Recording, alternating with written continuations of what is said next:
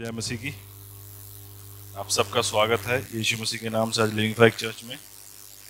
आप सबका धन्यवाद कि आज आप अपना कीमती समय निकालकर प्रभु के भवन में आए और परमेश्वर आपको आशीष करेगा। सब जने कृपया अपनी बाइबल्स को ओपन करेंगे। यूहन्ना पहला अध्याय। जिनके पास बाइबल्स नहीं है वह कृपया अपने पड़ोसी से सहायता मांगिए। जॉन चैप्टर 1, यूहन्ना पहला अध्याय 17 आयत। यूहन्ना पहला अध्याय 17 आयत मैं पढ़ता हूं। यहां पर लिखा है, इसलिए कि व्यवस्था तो मूसा के द्वारा दी गई, परंतु अनुग्रह और सच्चाई यीशु मसीह के द्वारा पहुंची। हालेलुया। व्यवस्था तो मूसा के द्वारा दी गई, परंतु अनुग्रह और सच्चाई किसके द्वारा पहुंची? यीशु मसीह के द्वारा। किसके द्वारा पहुंची? किसके द्वारा पहुंची? किसके द्वारा पहुंची? किसके द्वारा पहुंची? हालेलुया। बहुत लोगों ने आज चाय नहीं पी, मुझे लग रहा है सब सोए हुए हैं। किसके द्वारा पहुंची? किसके द्वारा पहुंची? मैं बुलवाता रहूंगा जब तक आप जोर से नहीं बोलेंगे। किसके द्वारा पहुंची? हालेलुया, आमीन। हमने बहुत बार ये वर्स पढ़ी है एंड जरूरी नहीं है कि हम हर बार समझें। वचन बहुत सारी चीजों को समझाता है। एक ही आयत आपको बहुत सारी चीजों के बारे में बता सकती है।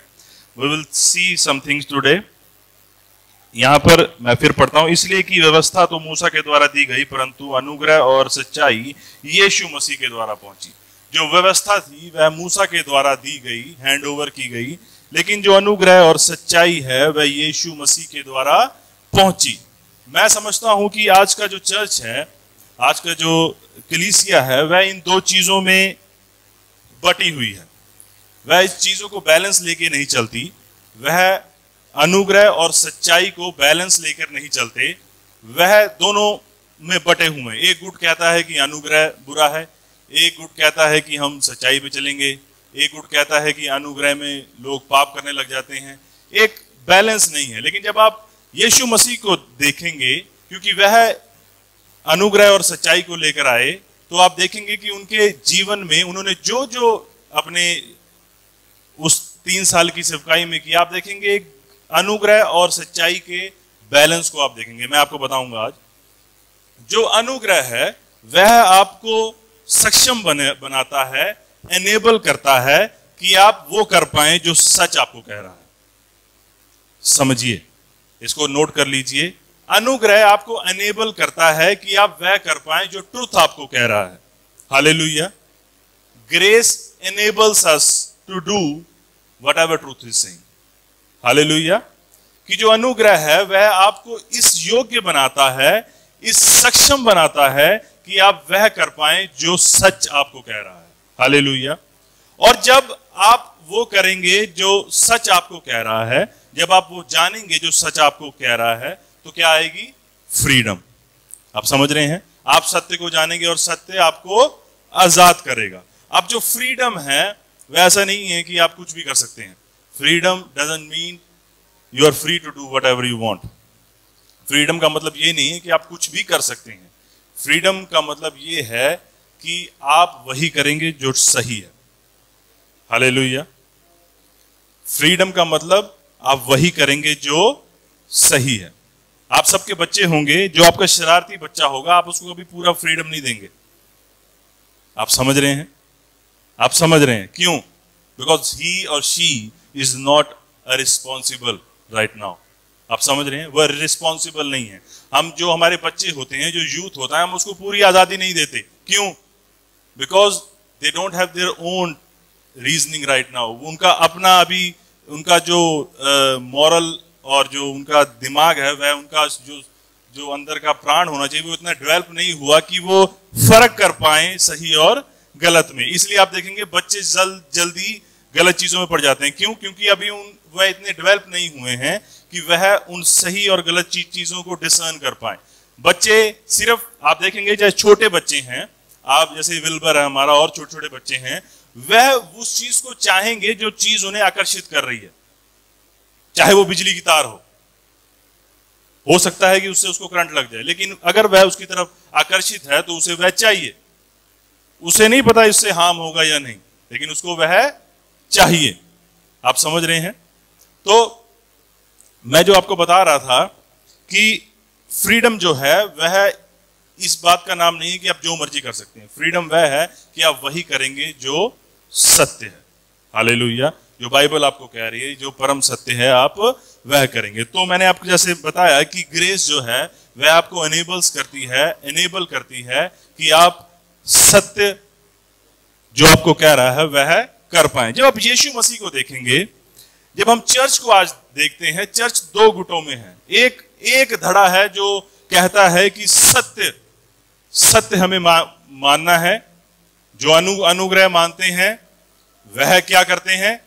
वह कुछ भी करने लग जाते हैं, वह पाप में पड़ जाते हैं। हमें सत्य के पीछे जाना है। मसीह ने कहा कि पाप नहीं करना। आप समझ रहे हैं? और कहीं ना कहीं वह इतने उसमें पड़ जाते हैं कि वह सत्य के पीछे होते होते वह एक साइड चले जाएंगे और वह उनसे नफरत ही करने लग जाएंगे जो बेचारे पाप में हैं। आप समझ रहे हैं? वह उनके पास नहीं जाएंगे, वह उनके पास बैठेंगे नहीं। ये चर्च में भी होता है। वह कहेंगे ये तो ऐसी है, ये तो वैसा है, ये ऐसा है। मन में उनके रीजनिंग होगी। वह उनसे कहीं ना कहीं उनके हृदय में, वह छोटे से भाग में वह घृणा पैदा हो जाती है। होती है कि नहीं होती? आप किसी को देख लेते हैं कुछ गलत करते हुए, आप तुरंत आपके मन में एक कड़वाहट पैदा होने लग जाती है। और एक दूसरा भाग है जिसमें बहुत सारे यूथ हैं कि हमारे पास ग्रेस है, हम जो मर्जी करें। ऐसा नहीं है। वचन कहता है रोमियो 6:14 में, जब तुम अनुग्रह के अधीन होगे तब तुम पर किसकी प्रभुता नहीं होगी? पाप की प्रभुता नहीं होगी। और अगर आपकी जवानी में या बुढ़ापे में या अधेड़ उम्र में आपके ऊपर पाप की प्रभुता है तो आप अनुग्रह के अधीन नहीं है। इस बात को लिख लीजिए, बाइबल कह रही है। अगर आप अभी भी स्ट्रगल कर रहे हैं, अगर आप अभी भी बहुत चीजों में फंसे हुए हैं, उम्र कोई भी हो सकती है, तो आप अनुग्रह के अधीन नहीं है। क्योंकि मेरी बाइबल तो मुझे ये कहती है कि जब तुम अनुग्रह के अधीन होगे तब तुम पर पाप की प्रभुता नहीं होगी। हालेलुया। तो जैसे मैंने पहले भी बताया आपको कि अनुग्रह हमें अनेबल करता है, हमें सक्षम बनाता है कि हम वो कर पाए जो सत्य हमें कह रहा है। जब यीशु मसीह को देखेंगे, उन्होंने इन दोनों चीजों में बैलेंस किया। वह कभी एक तरफ झुके नहीं। दोनों चीजें बैलेंस से ही चल सकती हैं। दोनों चीजें बैलेंस के लिए ही बनाई गई हैं। फॉर एग्जाम्पल, जब यीशु मसीह वह कुएं पे थे उस स्त्री के साथ, हालांकि आप देखेंगे वह कनानी थी, और मसीह जो यहूदी हैं वह उनके साथ कोई भी रिश्ता नहीं रखते, वह उनसे घृणा करते हैं। आप समझ रहे हैं? जब वह कुएं वाली बात हुई थी, अब यीशु मसीह को सत्य पता है कि यह क्या कर रही है। यह अभी जिसके साथ है वह भी इसका पति नहीं है, यह पहले भी 5 पति कर चुकी है, उसको पता है। लेकिन he reached her with grace.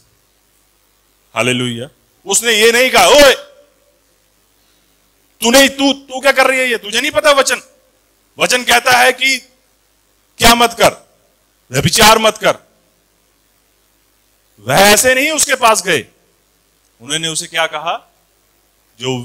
जिस कुल की वह थी, उस कुल के लोग यहूदियों के साथ कोई रिश्ता नहीं रखते थे। जो यहूदी थे वह भी उनके साथ कोई रिश्ता नहीं रखते थे। यहूदी उनको क्या कहते थे? घृणा करते थे।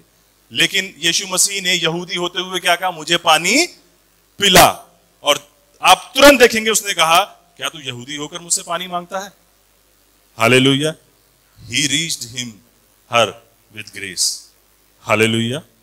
उसने उसको, आप देखेंगे उन्होंने एक बैलेंस को बनाया कि उन्होंने अनुग्रह के साथ सत्य को लेकर उस तक अप्रोच की और उसका हृदय छिद गया। आप समझ रहे हैं? लेकिन अगर वो बैलेंस ना बनाते, वहां पे ना बनाते होते तो क्या होता? हम उसको डांट कर रिव्यू करें। मैं होता तो मैं डांट डूट के आ जाता। हालांकि होली स्पिरिट ने आपको रिवील किया, तब भी होली स्पिरिट आपको ऐसे ही नहीं करेगा कि इसने 5 पति किए हुए हैं और इसको डांट और इसको सख्ती से कर। नहीं, होली स्पिरिट सिर्फ आपको रिवील करेगा कि उसका हृदय कैसा है, लेकिन आपको अप्रोच करनी है प्रेम के साथ। हालेलुया। हालेलुया। जब पतरस ने यीशु मसीह का इनकार कर दिया, आप देखेंगे कि अगर आप ध्यान से पढ़ेंगे तो वहां पर लिखा है पतरस ने विद कर्सेस, गालियों के साथ यीशु मसीह का इनकार किया। लेकिन जब यीशु मसीह जी उठे तब उसने पतरस को ऐसे नहीं कहा, ओए तूने ये क्या किया था, नहीं, वह अनुग्रह के साथ उसके पास है। हालेलुया। वह अनुग्रह के साथ उसके पास आए। जब वह स्त्री जो वह विचार में पकड़ी गई थी, जब वो उसको लाया गया वहां पर, और जब यीशु मसीह ने वो सब किया, मैं आपको पूरी कहानी नहीं बताऊंगा, उसके बाद यीशु मसीह उसको डांटा नहीं। यीशु मसीह ने क्या कहा, मैं भी तुझ पर दोष नहीं लगाता। सत्य उनको पता था, लेकिन उन्होंने उसको अनुग्रह दिया जो कि सत्य मानने के लिए उसको मजबूर करता है। हालेलुया। काउंटलेस, आप पढ़ सकते हैं पूरे यीशु मसीह के पूरे जीवन को पढ़िए, उन्होंने जब भी सत्य को प्रकट करना चाहा उससे पहले उन्होंने अनुग्रह दिखाया। हालेलुया। ऐसे ही हमें भी करना है। हम एक तरफ झुक ना जाए, हम दोनों को बैलेंस लेकर चलें। आप अनुग्रह के साथ किसी को रीच करते हो, आप ऐसे ही नहीं करने जाते हो भाई तेरी ये गलती है, ओ बहन तू ऐसी है, तू वैसी है, नहीं। आप अनुग्रह के साथ उसके सम्मुख जाते हो, आप उससे प्रेम करते हो, और प्रेम जब आप उससे करते हो उसको सत्य का अंदाजा अपने आप हो जाएगा। हालेलुया। अगर वो भाई हो सकता है कोई आपसे नफरत करता हो, आपको क्षमा ना करता हो, लेकिन जब आप उसके पास जाएंगे अनुग्रह के साथ, आप उसको प्रेम करेंगे, उसको पता है कि मैं इससे नफरत करता हूं, उसको पता है कि मैं इससे गुस्सा करता हूं, उसको पता है कि मुझे इसकी शक्ल पसंद नहीं है, लेकिन जब आप उसके पास जाएंगे, उससे प्रेम करेंगे, उसके साथ खाना खाएंगे, उसे किसी चीज की जरूरत है उसको देंगे, तब वह आपका जो अनुग्रह आपने उसको दिखाया है वह उसको अनेबल करेगा कि वह आपको क्षमा भी कर पाए। हालेलुया। लेकिन जब आप दूसरे अपने पड़ोसी से, तुझे पता है वो ऐसा है, वो ऐसा है, वो ऐसा है, वो ऐसा है, जब आप यही करते रहेंगे तो कुछ नहीं होगा, कुछ चेंज नहीं आएगा, सोसाइटी नहीं बदलेगी। हालेलुया। जब यीशु मसीह थे तब जो इजराइल था उस पे किसका राज था, रोमन सैनिकों का राज। आप देखेंगे रोमी जो थे वह यहूदियों पे बहुत जुल्म करते थे, उन्होंने उनका मंदिर तोड़ दिया, सब कुछ तबाह कर दिया, उन्हें वह बहुत ही नीचे दर्जे में देखते थे। लेकिन आप देखेंगे जब उस सूबेदार का जो सेंचुरियन था, उस सूबेदार का जब वह उसका चेला जो दास जो भी था उसका सैनिक, वह बीमार हुआ, और जब उसने यीशु मसीह के पास अप्रोच की तो यीशु मसीह ने ये नहीं कहा, ओए तुझे नहीं पता तू हमारे यहूदियों पे तू इतना जुल्म करता है, मैं तो तेरी सुनूंगा ही नहीं। हम होते तो हम ऐसे ही करते, लेकिन यीशु मसीह ने क्या कहा, यीशु मसीह ने उसको अनुग्रह दिखाया। हालेलुया। और वहां पर सत्य ने कार्य किया और उसका हृदय बदल गया। ऐसे ही हमें भी करना है। हालेलुया। आप जब जाते हैं, आप जब भी कोई चीज करना चाहते हैं, अपने आप पर भरोसा मत कीजिए, होली स्पिरिट पे भरोसा कीजिए कि प्रभु मुझे आप बताइए मैं कैसे डील करूं। हालेलुया। क्योंकि आपने जब भी डील करना है अनुग्रह के साथ करना है। मैं एक अमेरिका में वो देख रहा था प्रचारक को, एंड वह कोई कॉन्फ्रेंस लगा रहे थे, और वहां पर वो आ गए, LGBT कम्युनिटी वाले आ गए, और कुछ लड़कियां आ गई बहुत, और वो एंटी और अबॉर्शन वहां पे क्योंकि लीगल हो रहा था, और चर्च जो है वह अबॉर्शन के विरोध में है, तो वहां पर वो आगे बहुत विरोध करने लग गए, बहुत विरोध करने लग जाए।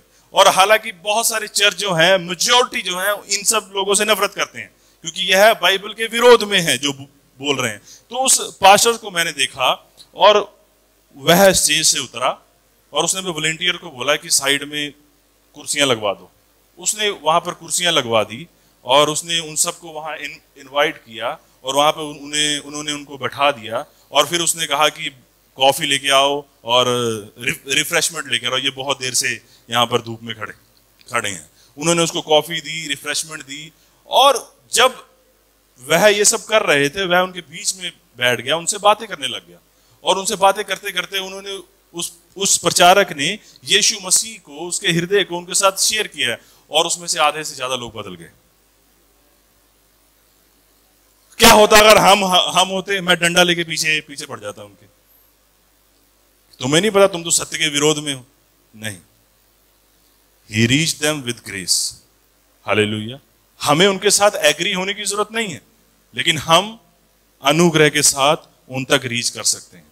हो सकता है उनकी आंखें शैतान ने अंधी की हों, हो सकता है उन्हें नहीं पता कि वो क्या क्या कर रहे हैं, हालांकि नहीं पता, ये वचन भी कहता है। लेकिन जब हम सही अप्रोच के साथ, सही हृदय के साथ रीच करेंगे तो लोग बदलेंगे। हालेलुया।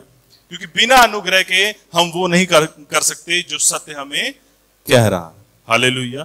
तो हमें जब भी अप्रोच करना है, हमें अनुग्रह के साथ सत्य को मद्देनजर रखते हुए करना है। हमें दोनों चीजों को बांट नहीं देना है, दोनों चीजें एक साथ है। हालेलुया। तो प्रभु आपको आशीष करे।